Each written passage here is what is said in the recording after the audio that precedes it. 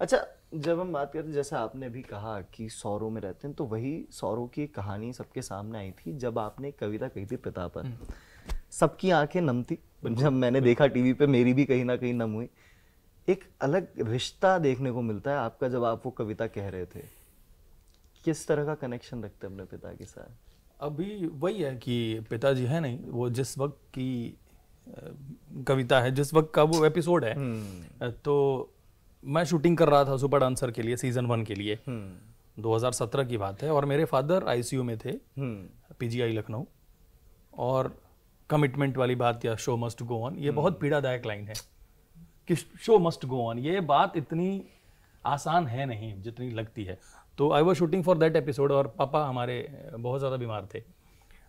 तो आप सोचो ना कि आप बीच में कट में जाके बात कर रहे हो कि क्या हाल है, कैसा है, माता जी रही उनके साथ, बड़े भैया थे। तो और फिर वापस आके फिर मुंह पोंछ के ए शिल्पा जी ए चुटकुले चल रहे हैं। This is how life treats you ना। और उसमें फादर सन का एक्ट हुआ और ऐसे बत्ती उड़ी ना, और फिर वो ओम जी की पंक्तियां वो फिर एकदम से चमक गई। तो वो किया। उसके बाद मतलब फादर से कुछ तो है मेरा, मुझे लगता है मैं कुछ लिख के, मैं कुछ सुना के, मैं उनके बारे में चर्चा करके मैं अपने हिस्से का कर्ज उतारूं और ये कभी ना उतरे। अभी पंकज भैया ने एक कविता रिसाइट की थी, वो बाप होता है। तो वो मेरी लिखी हुई कविता है। पंकज भैया ने पढ़ी वो और बोले कि बड़ा अच्छा लिखा है यार तूने, बहुत बहुत तूने अपने फादर के लिए लिखा है, लेकिन जो भी सुनता है पढ़ता है बिल्कुल उसको लगता है हाँ कि उसके घर की बात है। एक दफा अगर आप, हाँ ये रुलाएगा बंदा आज एपिसोड में ना। नॉरस का इमोशन इस इंटरव्यू में भी देखने को। और मैं सही बता रहा हूँ आपको, अगेन प्लग इन नहीं है, ये फादर डॉटर का श्रृंगार है ये, स्लैश मदर डॉटर। हाँ मतलब दैट श्रृंगार वी आर एड्रेसिंग। सिर्फ लड़का लड़की, गर्लफ्रेंड बॉयफ्रेंड, हस्बैंड वाइफ, यही श्रृंगार नहीं है। एक ये जो रूप है ये भी बड़ा प्योर होता है। तो जो बिना आंसू बिना आवाज के रोता है वो बाप होता है।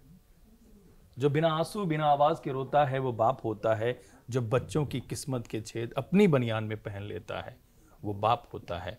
माँ रखती है कोख में 9 महीने हमें, पर 9 महीने जो दिमाग में ढोता है वो बाप होता है।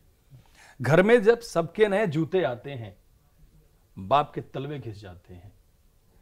घर में जब सबके नए जूते आते हैं बाप के तलवे घिस जाते हैं। जो अपनी आंखों में दूसरों के सपने सजोता है वो बाप होता है। बाप रखवाला होता है, बाप निवाला होता है।